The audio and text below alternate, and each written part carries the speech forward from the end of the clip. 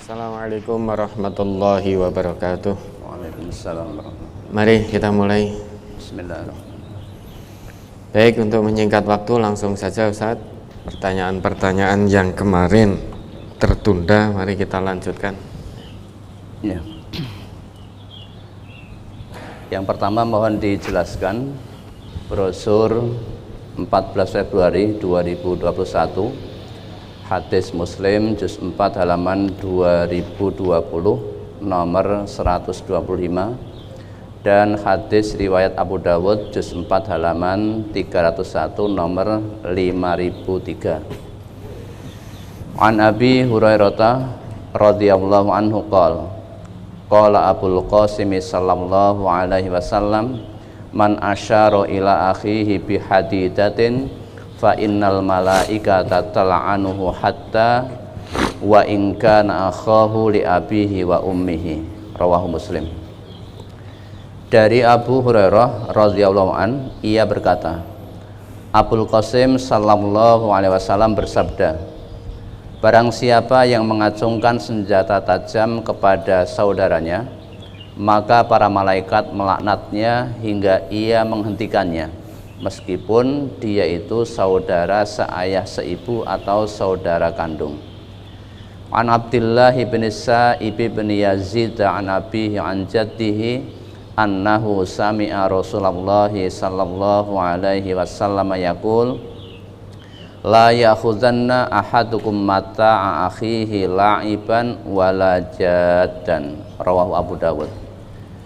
Dari Abdullah bin Sa'ib bin Yazid, dari ayahnya, dari kakeknya, bahwasanya ia mendengar Rasulullah sallallahu alaihi wasallam bersabda, jangan sekali-kali seseorang dari kalian mengambil barang saudaranya baik untuk bercanda ataupun sungguhan.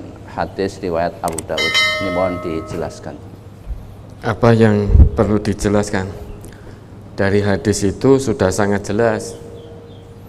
Dalam riwayat Muslim, Nabi kita bersabda, man asyara ila akhihi bihadidatin fa innal malaikata tal'anuhu hatta wa in kana akhon li abihi wa ummihi. Ya, Nabi kita bersabda dalam hadis tersebut, barang siapa yang mengacungkan atau menodongkan senjata tajam kepada saudaranya, maka sesungguhnya malaikat melaknatnya atau mendoakan keburukan untuknya sampai dia menghentikan perbuatannya tersebut, meskipun dia adalah saudara sebapak, saudara seibu.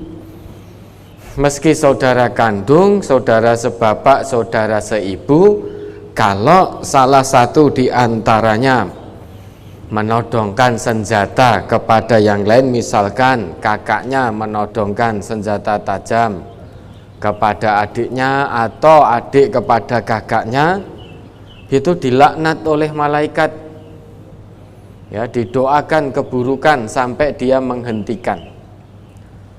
Mengapa demikian? Karena yang namanya akhun itu saudara.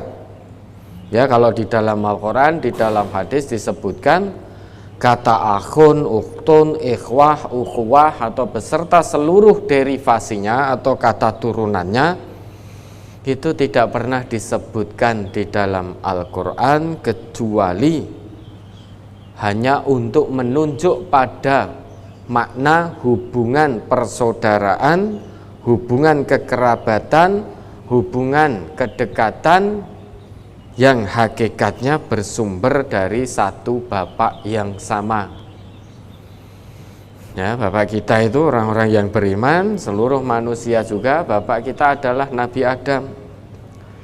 Nah, maka ini menjadi aneh kok ada saudara satu bapak, yaitu Nabi Adam, lebih-lebih dia saudara sebapak seibu, kok menodongkan senjata tajam. Bukan hanya senjata tajam saja yang dilarang. Oh, hadisnya senjata tajam, berarti yang dilarang senjata tajam. Bukan. Yang menodongkan apapun yang bisa mencelakakan saudaranya, maka itu dilaknat oleh malaikat. Nah, di dalam hadis lain Nabi kita menyebut, melarang seseorang untuk mengacungkan, menodongkan senjata kepada saudaranya. La yushiru ahadukum ila akhihi bisilah. Janganlah seseorang di antara kalian menodongkan senjata kepada saudaranya. Mengapa demikian? Fa innahu la yadri la'alla syaitana yanzi'u fi yadihi fayaqa'u fi hufratin minan nar. Karena kalau kita menodongkan senjata kepada saudara kita dilarang oleh Rasulullah, itu karena ada sebabnya. Karena kita tidak tahu, jangan-jangan waktu kita menodongkan senjata pada saudara kita, kemudian setan, la'alla syaiton yanzi'u fi yadihi, jangan-jangan nanti setan mencabut senjata itu dari tangan kita. Kemudian yang awalnya kita main-main atau hanya untuk menakut-nakuti, lantas setan mencabut senjata itu dari tangan kita, kemudian terjadilah satu peristiwa, misalkan terjadi pembunuhan dan lain sebagainya. Nah, dengan terjadinya peristiwa itu, maka fayaqa'u fi hufratin minan nar, bisa jadi kita masuk ke dalam lubang api neraka karena membunuh saudara kita, menyakiti saudara kita. Sedang orang yang membunuh seorang mukmin, seorang muslim dengan sengaja, tidak ada balasan yang pantas bagi dirinya selain neraka jahanam. Coba dibaca ayatnya itu, Quran surah An-Nisa surah keempat ayat 93. Surat An-Nisa nomor surat 4 ayat 93. A'udzu billahi minasyaitonir rajim.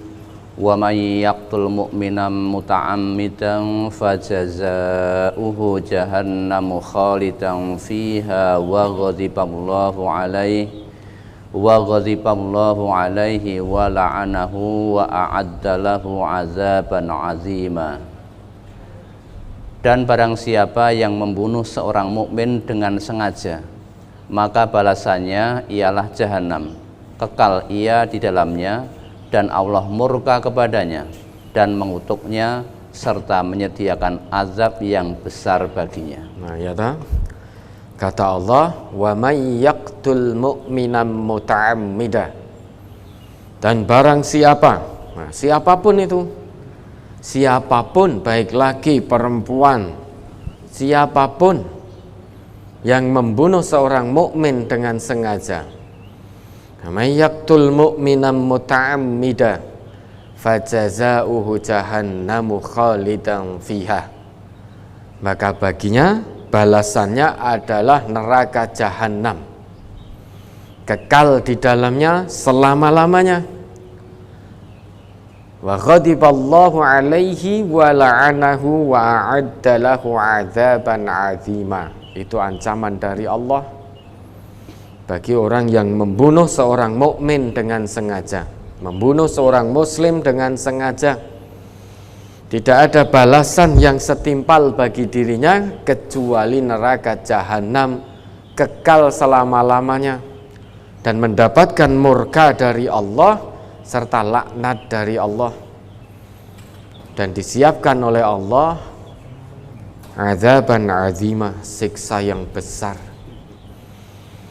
Maka terkait dengan ini, agama kita mewanti-wanti agar kita berhati-hati, jangan main-main dengan mengacung-acungkan senjata kepada saudara kita. Bisa jadi tanpa sadar, yang awalnya kita hanya untuk main-main, kemudian setan mencabut senjata itu, kemudian terjadilah satu peristiwa yang menyebabkan kita mendapat murka dari Allah. Hadis itu begitu. Ya, sedangkan di dalam riwayat Abu Dawud tadi dikatakan bahwa Nabi melarang, kalau kita ngaku sebagai orang yang beriman, ngaku sebagai seorang muslim, maka tidak pantas bagi kita dan tidak boleh atau terlarang hukumnya bagi kita untuk mengambil barang milik saudara kita meski hanya untuk main-main, buat gegojekan. Nabi melarang, la ya'khudanna ahadukum mata'a akhihi la'ibaw wala jada.